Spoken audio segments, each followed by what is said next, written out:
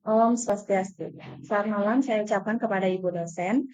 Terima kasih atas waktu dan kesempatan diberikan untuk kelompok kami. Kami, kelompok 13, akan mempresentasikan hasil diskusi kami yang berjudul Indonesia dalam Ekonomi Global.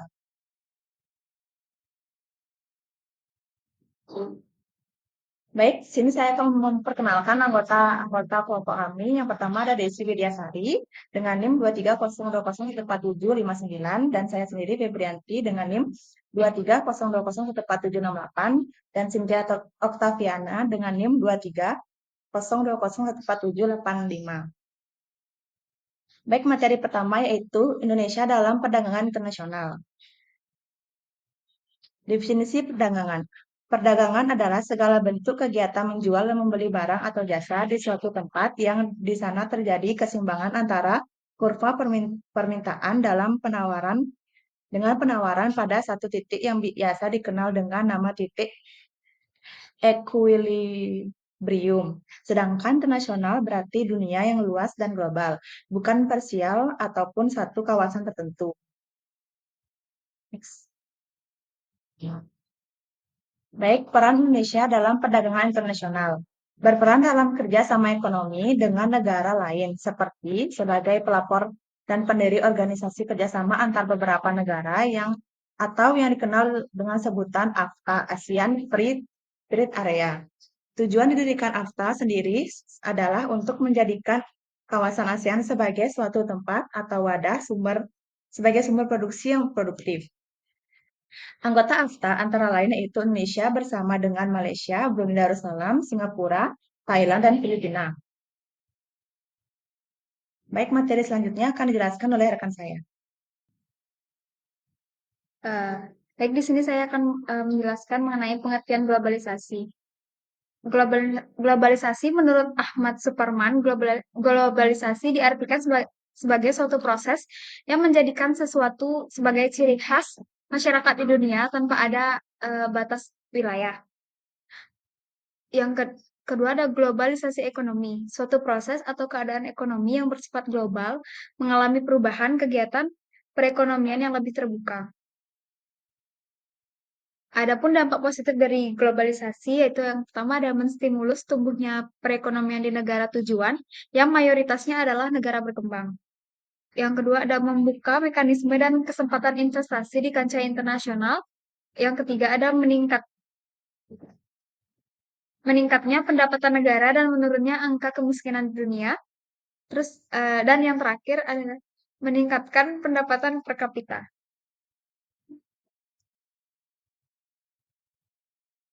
Adapun dampak negatif globalisasi, yang pertama ada menyebabkan tidak efektifnya proses penyesuaian ekonomi di suatu negara.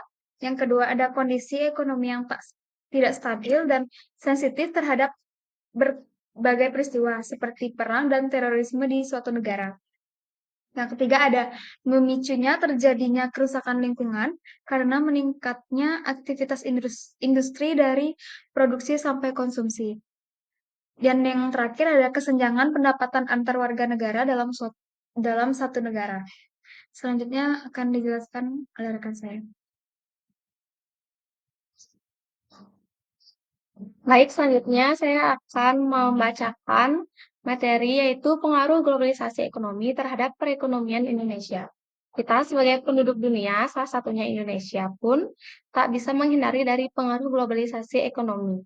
Nah, di sini ada 4 macam sektor yang terdapat langsung oleh globalisasi ekonomi, yaitu yang pertama ada tenaga kerja, investasi, ekspor, dan impor. Selanjutnya, adapun instrumen kebijakan ekonomi internasional. Ada 3 instrumen, yaitu yang pertama, kebijakan perdagangan internasional, yang dimana kebijakan ini mencakup tindakan pemerintah terhadap rekening yang sedang berjalan pada neraca pembayaran internasional, khususnya tentang ekspor dan impor barang atau jasa. Yang kedua, ada kebijakan pembayaran internasional, yaitu suatu tindakan atau kebijakan pemerintah terhadap rekening modal dalam neraca pembayaran internasional yang berupa pengawasan terhadap pembayaran internasional. Yang ketiga, yaitu kebijakan bantuan luar negeri.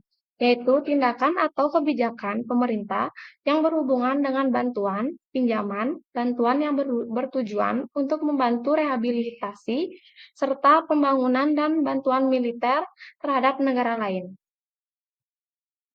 Selanjutnya akan dijelaskan oleh teman saya. Baik, di sini saya akan melanjutkan materi, yaitu ada kebijakan ekspor di dalam dan di luar negeri. Yang pertama ada kebijakan ekspor dalam negeri. Kebijakan perpajakan dalam bentuk pembebasan, keringanan, dan pengembalian pajak ataupun penanganan pajak ekspor untuk barang-barang ekspor tertentu. Fasilitas kredit perbankan yang murah untuk mendorong peningkatan ekspor barang-barang tertentu. Yang ketiga ada penetapan prosedur atau tata laksana ekspor yang relatif murah. Yang kedua ada kebijakan ekspor di luar negeri. Yang pertama menjadi anggota Commodity Association of Producers seperti OPEC dan lain-lain. Yang kedua menjadi anggota Commodity Agreement between Prosedur dan Customer seperti International Coffee Organization dan MVA dan lain-lain. Baik, materi selanjutnya akan dijelaskan oleh teman saya. Terima kasih. Baik, selanjutnya saya akan menjelaskan tentang kebijakan impor di dalam negeri. Yang pertama ada kebijakan tarif barier. Ada dua, yaitu tarif sedang antara kisaran 5% sampai 20% yang dikenakan untuk barang setengah jadi dan barang-barang lain yang belum cukup diproduksi di dalam negeri. Yang kedua, ada tarif tinggi, yaitu di atas 20%, dikenakan untuk barang-barang mewah dan barang-barang yang lain yang sudah cukup diproduksi di dalam negeri dan barang bukan kebutuhan pokok. Yang kedua, ada non-tarif barir, yaitu pembatasan spesifik, ada peraturan bea cukai, serta partisipasi pemerintah. Selanjutnya ada kesimpulan yang akan dibacakan oleh teman saya. Di sini sekian dari presentasi kami. Saya akan membacakan kesimpulannya, yaitu perdagangan didefinisikan sebagai bentuk kegiatan menjual dan membeli barang atau jasa di suatu tempat, yang dimana akan terjadi keseimbangan antara kurva permintaan dan kurva penawaran pada satu titik yang biasa dikenal dengan nama titik equilibrium. Dalam perannya, Indonesia memiliki peran dalam perdagangan internasional, yaitu melakukan ekspansi atau perdagangan internasional di berbagai bidang seperti ekonomi, yaitu menjadi pelopor dan pendiri organisasi kerjasama antar beberapa negara atau dikenal dengan sebutan AFTA, ASEAN Free Trade Area, yang bertujuan untuk menjadikan kawasan ASEAN sebagai suatu tempat atau wadah sumber produksi yang produktif.